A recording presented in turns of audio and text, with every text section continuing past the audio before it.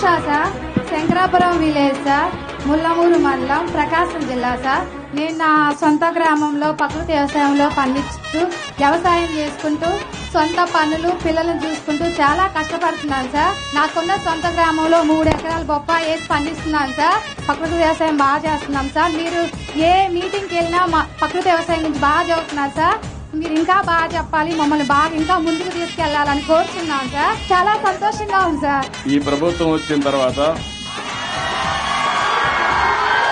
ప్రభుత్వం ఇచ్చినటువంటి సంక్షేమ కార్యక్రమాలు ఏమి ఇచ్చారమ్మా చెప్పగలుగుతావా? గ్యాస్ సిలిండర్లు ఇచ్చారు సార్ 2. 1 తల్లికి వందనం ఇచ్చారు సార్. 2 పింఛను వస్తుంది సార్. మా మామయ్య గారికి నెలకు 4,000 పింఛన్ ఇస్తున్నారు సార్. మీ మామయ్య గారు 4,000 పింఛన్ ఇస్తున్నారు. అవును సార్. Okay, very good. తర్వాత ఈ రోజు వచ్చింది సార్. ఇది ఎంత వస్తుంది అనుకుంటున్నావు? 7,000 వస్తుంది సార్. ఆగస్టు 15న మళ్ళీ మీ అందరికి ఫ్రీ బస్. ఎక్కడికి కావాలంటే అక్కడ ఆడవాళ్ళందరూ ఫ్రీగా తిరగచ్చు. ఫ్రీ బస్ సౌకర్యం, స్త్రీ శక్తి.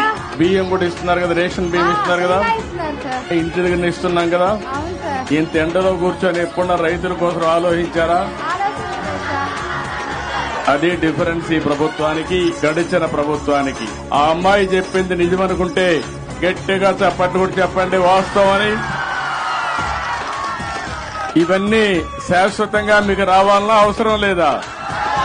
రావాలంటే ఏం చేయాలి? మళ్లీ మళ్లీ ఎన్డీఏనే గెలవాలి, తెలుగుదేశం పార్టీ ఉండాలి, అవునా కాదా?